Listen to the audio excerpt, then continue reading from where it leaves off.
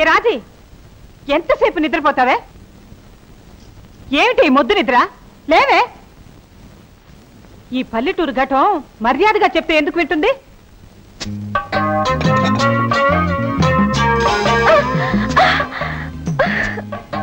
నమస్కారం అత్తయ్య.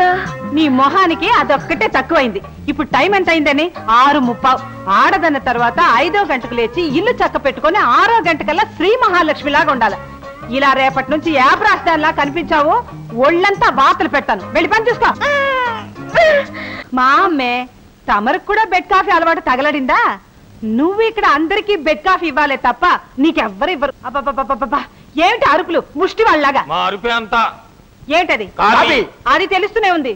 మీరిద్దరు జాయింట్ గా ఎందుకు మోసుకొచ్చారని. మా రాజమ్మ తల్లికి నా కాడ ఉన్నప్పుడు నొలక బ్రెడ్ దిగగానే కాఫీ తాగడం అలవాటు. మా తల్లి నా దగ్గర ఉన్నప్పుడు మంచం దిక్క ముందే తాగించడం నాకు అలవాటు. తొందరపడి బ్రెడ్ దిగిపోయిందేమో అని కాఫీ తెచ్చేచా. ఇంకా ఎందుకు దిగలగాలి కంగారులో నేను వచ్చేసాను. చూడండి, ఈ పాత పద్ధతులన్నీ మీ పల్లెటూరులో గొయ్యి తీసి పాతి పెట్టండి.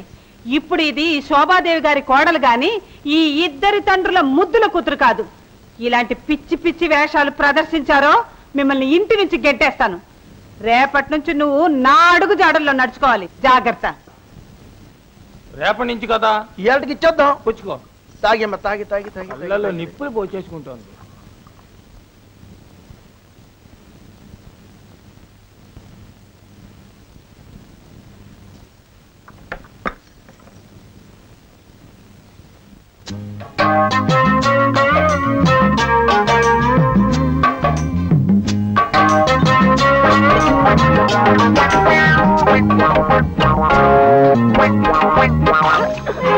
నమస్కారం అత్తయ్య. మొహాన నీళ్లు కొట్టి కాళ్ళకు దండం పెడతావా? నీకెంత ధైర్యమే రాస్కెల్. ఆడది అన్నాక 5వ గంటకల్లా లేచి ఇంటి పనులన్నీ చక్కపెట్టి 6వ గంటకల్లా శ్రీ మహాలక్ష్మిలా తయారవ్వాలి. అంతేగాని ఇలా ఏ బ్రాస్ గాడిదిలా మొహం. అలాగే అత్తయ్య. నేను ముయ్యమన్నది నా నోరు కాదే, నీ నోరు. అది కదతయ్య, ఆడది ఎలా ఉండాలి అని చెప్పడానికి మా అమ్మ చిన్నప్పుడే చచ్చిపోయింది. నిన్న నువ్వు చెప్పబట్టి అన్ని ఈ రోజు నుంచి పాటిస్తున్నాను. 5 గంటలకు లేవాల్సింది నేను కాదే, గాడిద. ఏ నువ్వు ఆడదానివి కావా అత్తయ్య?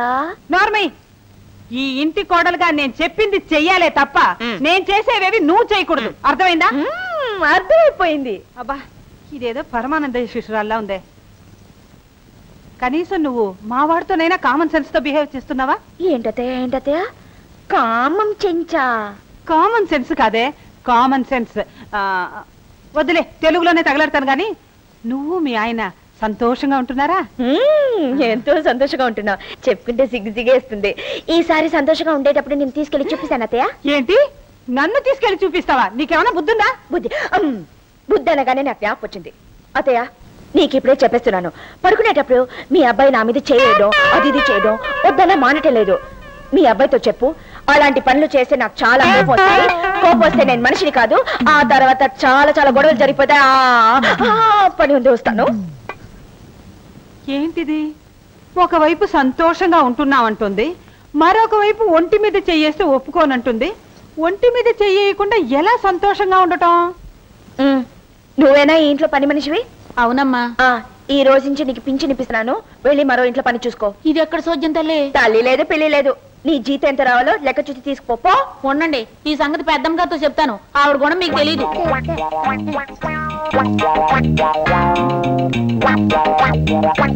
ఏమిటి రాజీ, వంట మనిషిని పనిలోంచి వెళ్ళిపోమన్నావా? అవును బాయా, నేను ఇంటికి వచ్చేసాను కదా, ఇంకా వంట మనిషి ఎత్తుకు పాడు.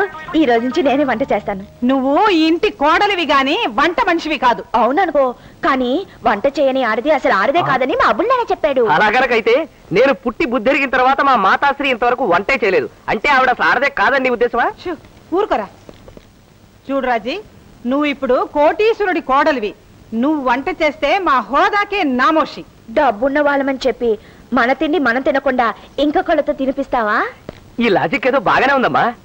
అందుకని ఇవాళ నుంచి రాజీ వంటను వంట పనిలా కాకుండా ఓ హాబీలా చేసుకోమందాం. నువ్వు చేసుకో. ఇవాళ నుంచి నువ్వు తోట పని చూసుకో. తల్లి మరిడి మహాలక్ష్మి, ఈ రోజు నుంచి వంట పని తమరే తగలట్టండి. తగలెట్టడానికి ఇంట్లో పొయ్యికి పొయ్యి లేదు, కుండలకి కుండలు లేవు, పిడకలకి పిడకలు లేవు. పిడకలతో వంట చేయటానికి ఇదే మీ రంగాపురం కాదు. ఇదిగో గ్యాస్ స్టవ్. దీనిలా తిప్పి అగ్గిపుల్ల అంటిస్తే మంట వస్తుంది. ఓసారి వెలిగించేస్తాను. బాయా, అగ్ని పెట్టివు. అగ్ని పెట్టే తప్పు రాజీ, అగ్గి పెట్టే. నాకెంతో చదువు రాకపోతే మాత్రం దీని పేరు కూడా తెలియదు అనుకున్నావా? బాయా, శ్రీరాముడు అడిగినప్పుడు సీతాదేవి ఎందులో దూకింది? అగ్నిగుండంలో. మరి ఆవిడ్ని ఎవరు బయటకు తీసుకొచ్చారు? అగ్నిదేవుడు. చూసావు మరి. అగ్నిదేవుడు అగ్నిగుండు అనేటప్పుడు దీన్ని అగ్ని పెట్టి అని ఎందుకు అనకూడదు? ఈ లాజిక్ ఏదో బాగానే ఉంది. ఇదిగో అగ్ని పెట్టే. ఉండు వెలిగించి చూస్తాను. ఇలా తిప్పాలి. ఇంత చిన్న మంటతో వంట ఎలా అవుతుంది? ఉండండి చెప్తాను. నాన్నా నాన్నా. అబ్బా ఏమిటండి నాన్నని పిలిస్తే జంట కవులాగా ఇద్దరు పలుకుతారు ఏమిటి చండాలంగా? అవునడు రానా, ఇక మీద రాజమ్మ తల్లి చిన్నాన్న అని పిలిస్తే నేను పలుకుతాను, పెదనాన్న అని పిలిస్తే నువ్వు పలుకు. ఇది మరీ చండాలంగా ఉంది. చిన్నాన్న అని పిలిస్తే మీరు, పెదనాన్న అని పిలిస్తే ఆయన పలికితే అసలు నాన్న ఎవరైనా అనుమానం రావడానికే ఇప్పటికొన్న నాన్నలు చాలండి. ఎందుకు పిలిచే తల్లి? మరేమో నాన్న, ఈ ఇంట్లో వంట చేయడానికి పొయ్యి లేదు, పిడకలు లేవు, కుండలు లేవు. మీరిద్దరు సంతకెళ్ళి అవన్నీ అట్టుకొచ్చేయండి. అలాగే.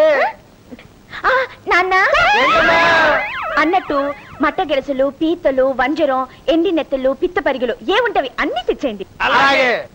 ఏమా నువ్వు కుండలో వంట చేస్తావా?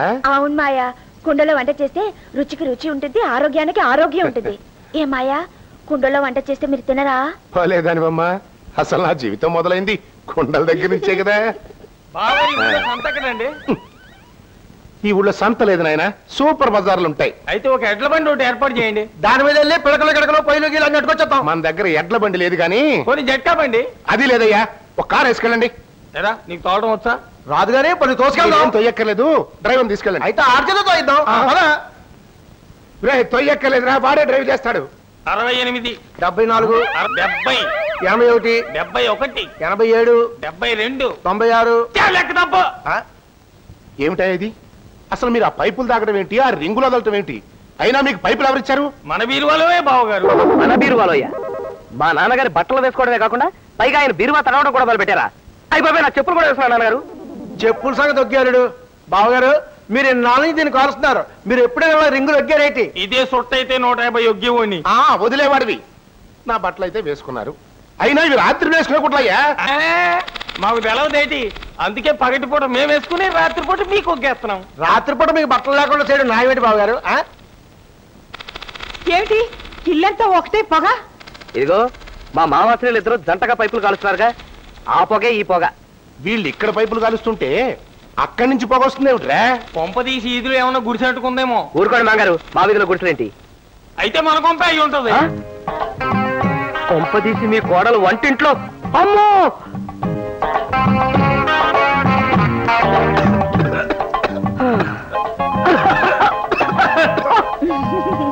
ఇల్లంతా తగలెట్టినట్టు ఏమిటి పొగ? వంట చేస్తున్నానత్త. ఇంతకు ముందు ఇంట్లో వంట చేయడం ఎవరు చూడలేదా? మట్ట గరసలు పులిసి ఎడుతున్నావా, ఎగిరెడుతున్నావా? పులుసు అయితేనే బాగుంటుంది. ఆహా, మీరందరూ కలిసి మా పులుసు తీసేస్తున్నారు. పదరా. ఏ మీరిక్కడే ఉండిపోతారా? పులుసు గుమ్మలు ఆడిపోతుందన్నా. భార్యశ్రీ, మా మాతాశ్రీ ఏదో అందరూ నువ్వు బాధపడవలసిన పని లేదు. అసలు అయినా ఇంటి పని వంట పని చేయవలసిన కర్మ నీకేంటి చెప్పు? అదే ఇంటి కోడలికి అందం బాయా. కరెక్టే, ఒక మధ్యతరగతి ఆడదానికైతే కరెక్ట్. కానీ నువ్వెవరు? ఎవరిని? ఒక కోటీశ్వరుడి భార్య, ఒక ఇంజనీర్ పెళ్ళానివి, యూత్ క్లబ్ సెక్రటరీ పెళ్ళానివి, రోటరీ క్లబ్ గవర్నర్ పెళ్ళానివి. ఏమిటి, ఎందుకు ఏడుస్తున్నావు? ఏడవక ఏం చేయమంటావు? నేను ఒకడికే పెళ్ళాన్ని, కానీ నువ్వు నన్ను నలుగురు మొగాళ్ళకి పెళ్ళాన్ని చేసేసావు. ఒక మొగుడు పెళ్ళాన్ని అనాల్సిన మాట నాది. చీ చీ చీ చీ చీ చీ. ఓ పిచ్చిదానా, ఇప్పుడు నేను చెప్పిన ఆ నలుగురు మొగాళ్ళు నేనేనే. చేతి నువ్వు చెప్పినట్టు వింటే ఏ అవుతుందో నాకు తెలుసు. ఏమవుతుంది? నాకు తెలియగొడతాను. ఏమవుతుంది? ముందు నా ఒంటి మీద చేస్తావు, ఆ తర్వాత మెల్లిగా కౌగులించుకుంటావు, ఆ తర్వాత ఈ చీర ఎందుకు అంటావు, ఆ తర్వాత బొగ్గు మీద బొగ్గు పెట్టి ముద్దు పెట్టి. దానివల్ల చెడిపోయేది నేనే కదా. ఇన్ని విషయాలు తెలుసు కదా, మరి నన్ను దగ్గరికి ఎందుకు రాని? అవును, ఈ విషయాలన్నీ నీకెలా తెలుసు? కూర్చో. ఇక్కడ కాదు, దూరంగా. మా ఊళ్ళో పిడతలపాలెం పాపమ్మ ఉంది కదా, ఆవిడ చెప్పింది. పిడతలపాలెం పాపం ఎవరు? పిడతలపాలెం పిడతలపాలెం పాపమ్మ తెలీదా నీకు?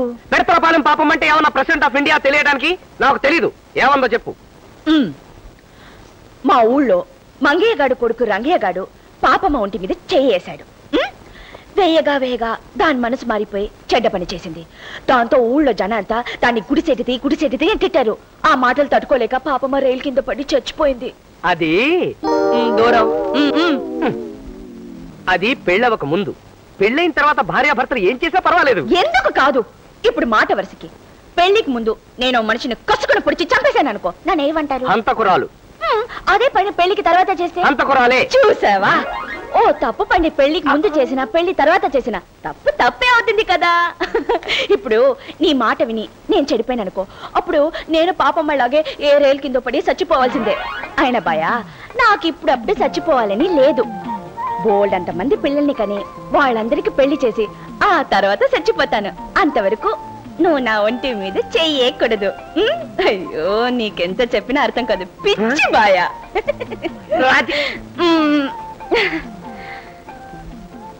ఇదెక్కడ శాల్తీరా బాబు? తట్టలకి తట్టలు పిల్లలు కట్టుందట, నేను చెయ్యి మాత్రం వేయకూడదట. లాభం లేదు.